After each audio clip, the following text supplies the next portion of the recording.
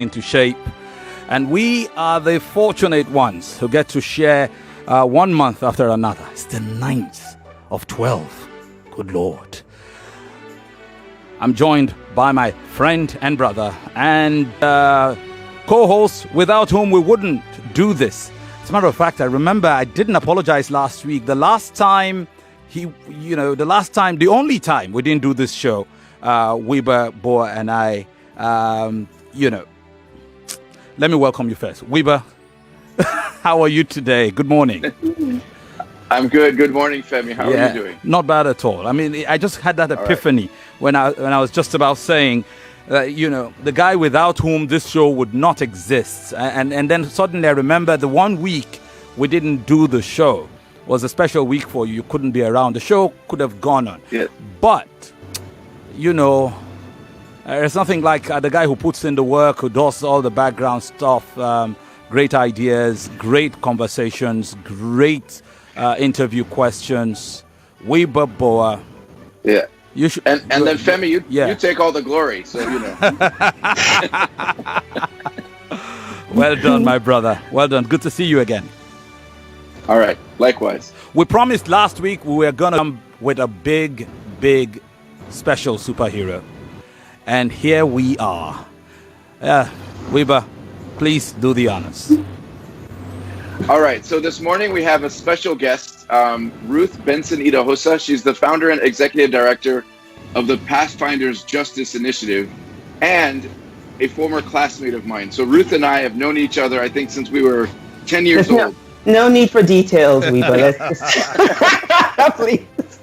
So Femi, anything you want to know about, what it was really like when we were kids, this is the person. But we have a...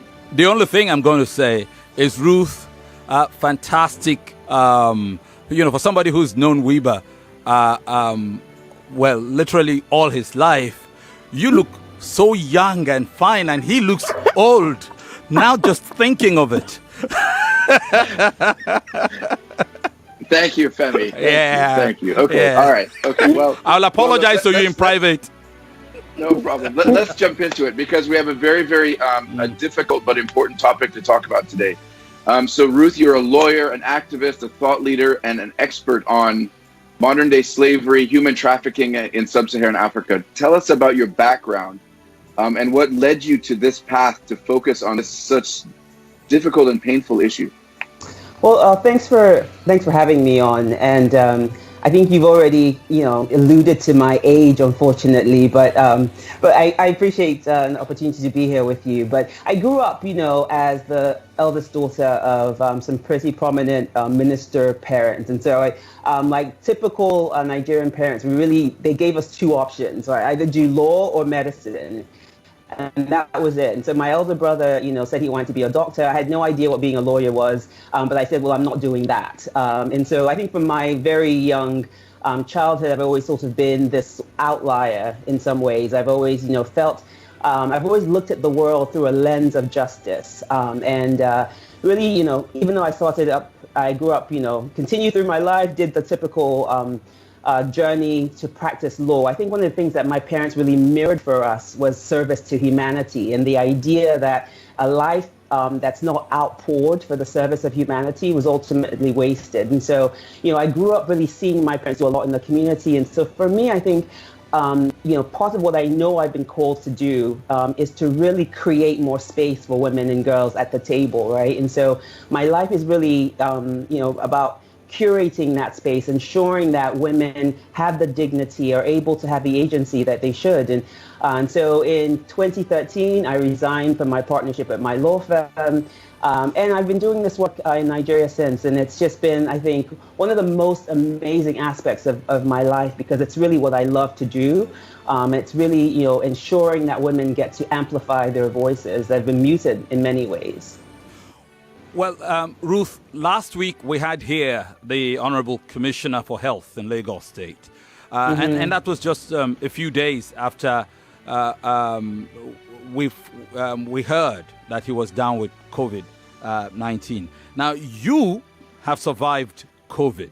So I'm sitting here and wondering what your experience was like. And very importantly, well, how are you now?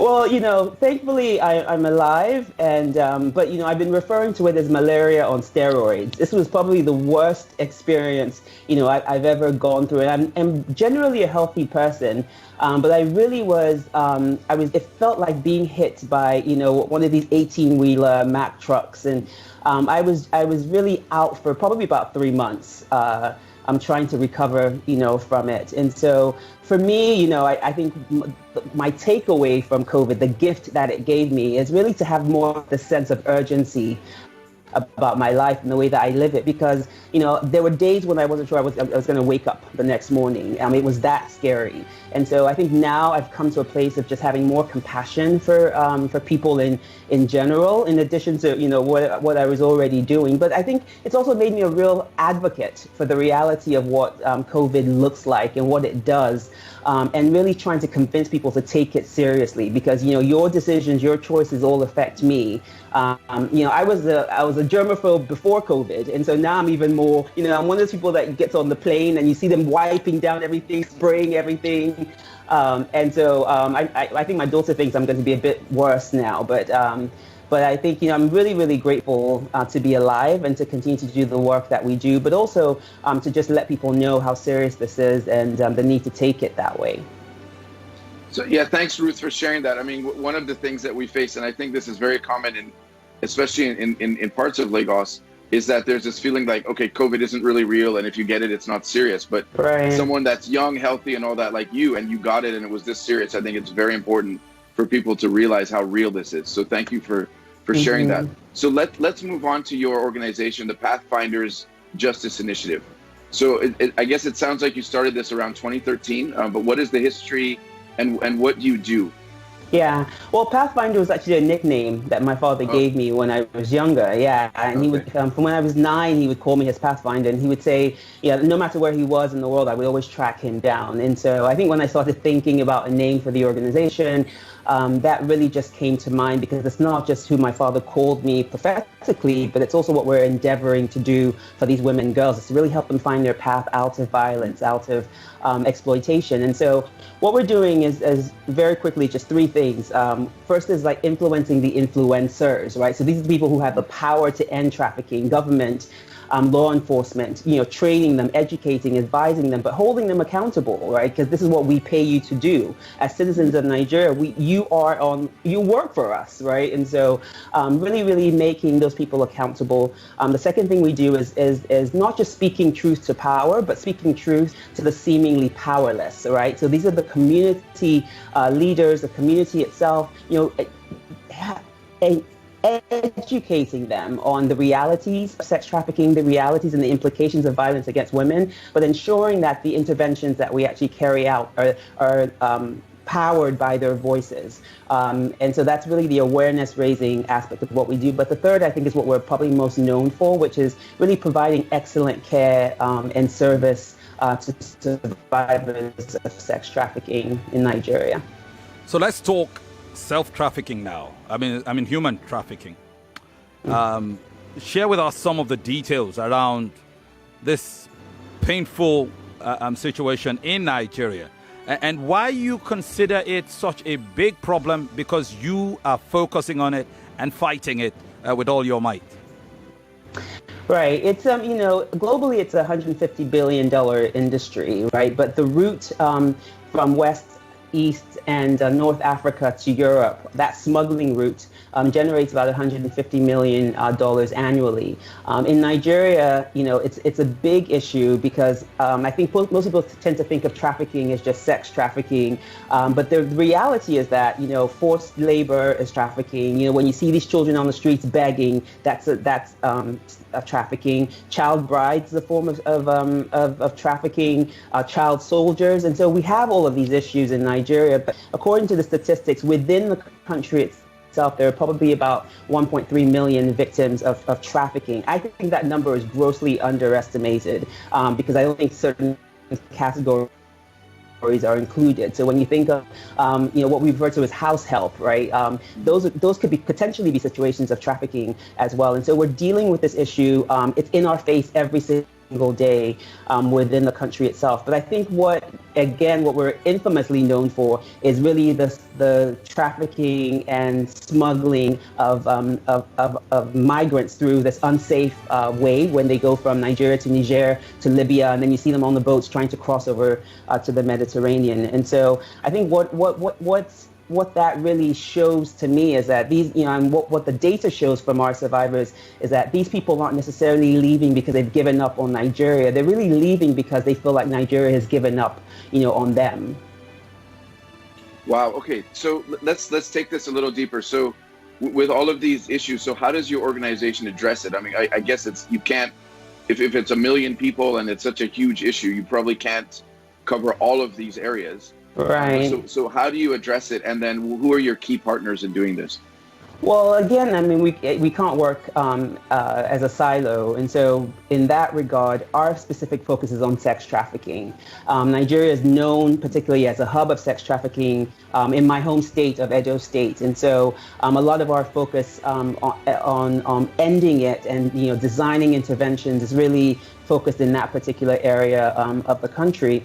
But I think because we can't do this on our own, we partner with NAPTIP, which is the Nigeria's anti-trafficking agency, with the Edo State Task Force Against Human Trafficking, with various CSOs, with various organizations, in an effort to really for everyone to bring their share of resources and ideas to the table to try to tackle it collectively. So let's tie in COVID-19 to your work around human trafficking. So I'm wondering how COVID-19 has made your work even more difficult at this time, and what you feel needs to be done immediately to help people who are caught in the web of human trafficking during this pandemic period. Well, I think the reality is that, COVID has impacted our work in the sense that because of the lockdown, right, we weren't really able to provide the extensive level of and holistic level of services that we normally do to survivors. It's also, so we ended up having to pivot in the way that we serve our survivors. So we moved our services online.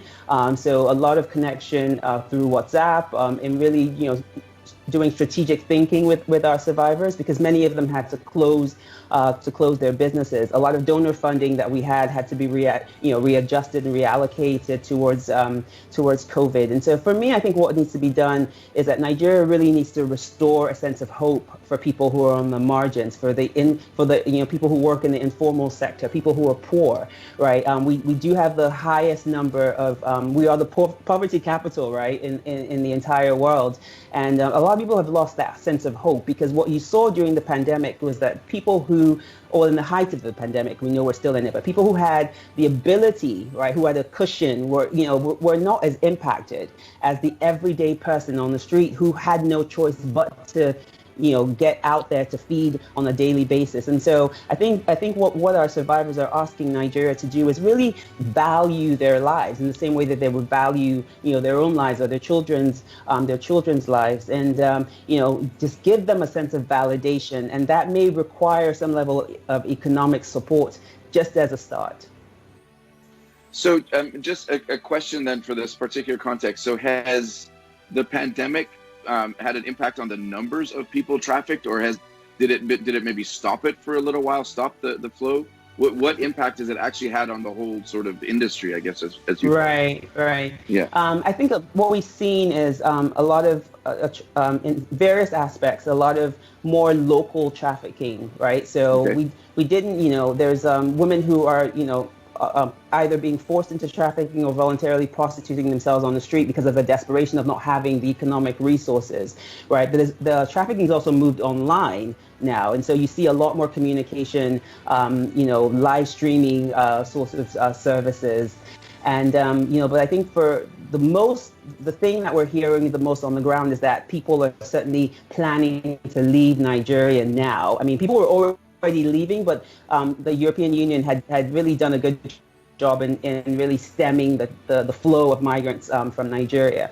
But as a result of the pandemic, the harsh reality and the economic suffering that many people have gone through, what we're hearing now from the ground is that once the borders fully reopen, people are going to start making that deadly journey, once again through Niger and Libya. All right, just in case you are just joining us, we are having a chat with Ruth Benson-Idahosa. She's the founder and executive director, Pathfinders Justice Initiative. Now, Ruth, I'm going to ask you, hit you with two questions. One is whether indeed you have any unique stories of survivors from your work still that you'd like to share during this COVID period, or maybe just in the aftermath, because we say aftermath because the COVID is still here, but a wee bit of the initial panic has subsided. The other question is, do you have any partnerships with government to help get survivors to return home during this period of the pandemic? Well, we don't have a particular a partnership. To answer that question first, like I said, we work with NAPTIP, and NAPTIP, being the country's anti-trafficking agency, is really the one who's mandated to bring people back. And so, we have individual partners that we work with outside the country, but because of the lockdown, we haven't been able to actually help people repatriate back to the country. But I think for me, one of the stories that really comes to mind and that keeps me motivated to do this work is we had a survivor a few years ago named Faith, who had been trafficked to Russia and really just treated in the most inhumane way, and was held in slavery, and ultimately ended up developing kidney disease, and came back to started looking for a way to get back to Nigeria. We were able to get her back to Nigeria because at this point her kidneys were failing, and the idea was to say, okay, well, who can we get within the government to really support this young girl? We didn't have a lot of resources as an NGO, even though we had done a little bit of fundraising for her.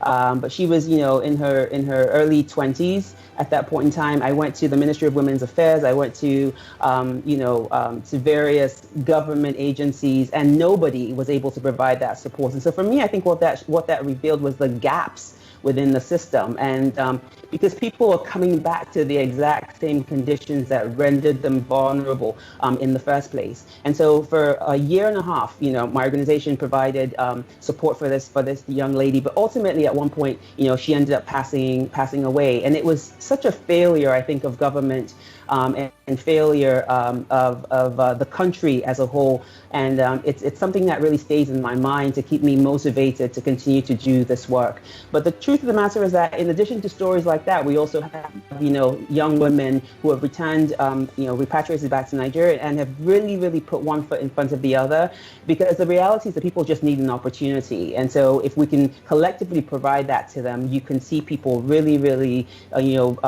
really climb and achieve the things that one would never imagine for somebody who has gone through the sort of torture and the hell that our survivors have.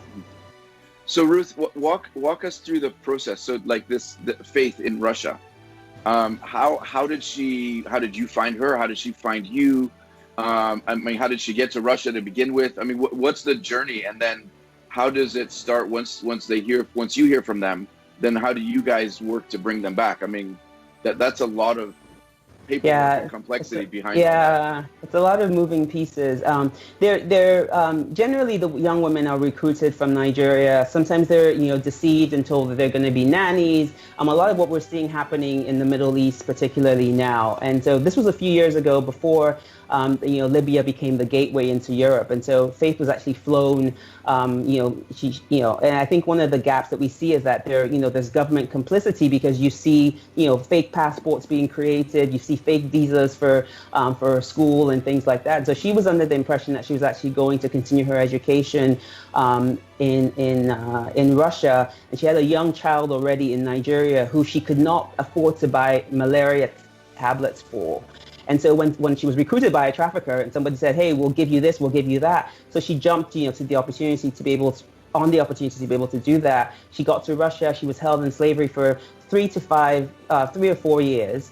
And, you know, the reality of what these women go through, and I think I want to make that very clear, is that they're forced to have sex with men, you know, between 15 to 20 men every single day. There's no day off. And so the average woman that we see repatriating back to Nigeria is somebody who has had her body assaulted on an average of 3,000 to 5,000 times in a period of 2 to 3 years. And so by the time they come back to Nigeria, they're really in broken pieces. But what we have partnerships with organizations in 7 other countries, and so Russia is one of them. Not with the Russian government, with NGOs that work in these countries. And so they contacted us and said, we have a survivor that would like to get back to Nigeria. We all pooled our resources together, got her back to Nigeria, and that's when, you know, we start to really try to develop what we call our PATH plans, personalized action to healing plans, or rehabilitation plans, to try to get these women back on their feet. Well, Ruth, you already said you don't have government partnership per se in Nigeria. I was wondering, however, if you get some form of support, the government looking your way and saying, hey, you're doing great. How can we help you? Or you know, how can we make your load light? Is there anything like that? And just before you answer that, is there also any national intervention on human trafficking that you've noticed, the keyword being national, that you might be championing yourself? Yeah, I think as far as funding is concerned, I mean, it'd be great to be able to get funding directly from the Nigerian government. But I think the reality is that most of the funding that they're allocating, which is minimal compared to the task at hand, is directed towards NAPTIP. Right. And so as a partner of NAPTIP, we don't get any financial support from them, but we do partner with them in helping to improve the system overall for the people that need it. And so there are, various national campaigns. One of ours is Not for Sale. And it's a campaign that we started in 2014, and that's one that's really trying to reach out to the community to get women particularly to understand what their value is and to provide alternatives, right? Because you can't just tell people don't leave Nigeria without actually providing them an alternative of why they should stay, giving them a reason to stay, right? Providing them with whatever gap, filling that gap. Most of the time it's economics. Sometimes people want to get back to school. Some people want to provide for their families and things like that. The example I gave you of Faith was someone who couldn't afford to buy 500 naira malaria tablets for her daughter, right? And if that had been provided, for example, maybe her case might have been different. So Ruth, before I think Femi's getting ready to kick us off, but before we're done, how can listeners in Lagos? I think in Nigeria, you said your focus is a lot on Edo State, Benin City, where you're from. Mm-hmm. But how can listeners in Lagos reach out if they're aware of women who are in the process of being trafficked or trying to get back? I mean, all of this. How do they reach out and how do they connect with you and your organization? Well, I mean, we have a website, which is Pathfinders JI. So Pathfinders with an S, JI.org. We also have, our office information. You can reach me at Instagram at Find Your Path, FINDYRPATH, or at Pathfinders JI on Instagram or Facebook. But I think, one thing, I don't want people to think, this is such a big problem, I'm paralyzed, like there's nothing I can do. You can certainly volunteer, you can certainly, donate to support the causes that are close to your hearts. And so this is something that we all need to be tackling collectively because, like I said earlier, the same way with COVID, eventually you're going to end up knowing somebody who's affected by it. Well, Ruth, you are the daughter of a prominent, super popular Nigerian preacher and miracle worker. And you are preaching a totally different message, but no less significant and important. And what you're doing is indeed a miracle. Well done. Thank you for gracing us with your time, and keep up the good work. Thank you. Thank you so much for having me. Wiebe. Thank you so much, Ruth. Okay. Bye-bye. All All right, right. Wiebe, I was going to hand the baton over to you. You know how we roll towards the end. And by the way, Ruth, thank you for beating Fine Boy Wiebe hands down today. Yeah. So Ruth, thank you so much. Yeah. As a childhood friend, as a sister, I'm just so proud of what you're doing and the voice that you're giving to the voiceless. You know, like Femi said, you know, you come from a very prominent family. You could have chosen a very different path, and all that, but you focus on almost taking on your father's ministry to new areas and to continue to focus on the people who don't have a voice. And so thank you for doing that. And I think, as you've said, in this time of COVID, it's even more important and to do this. And so thank you for the work you're doing. Please continue to do it. Make us proud, and be the person who helps save these people who really have lost so much hope. Thank you. Yeah, I appreciate the opportunity. Thanks. Well, Wiebe Boer produces this show, and we do it together. Wiebe, any sneak peek? What can we expect next week? Well, next week it's somebody that you recommended. So we'll have to see. We'll have to see if your guests are the same quality as mine. I have an idea. Let us keep it. Have a great week. Great rest of the week, everyone. Wiebe, thank you very much for doing this, and please continue to stay safe.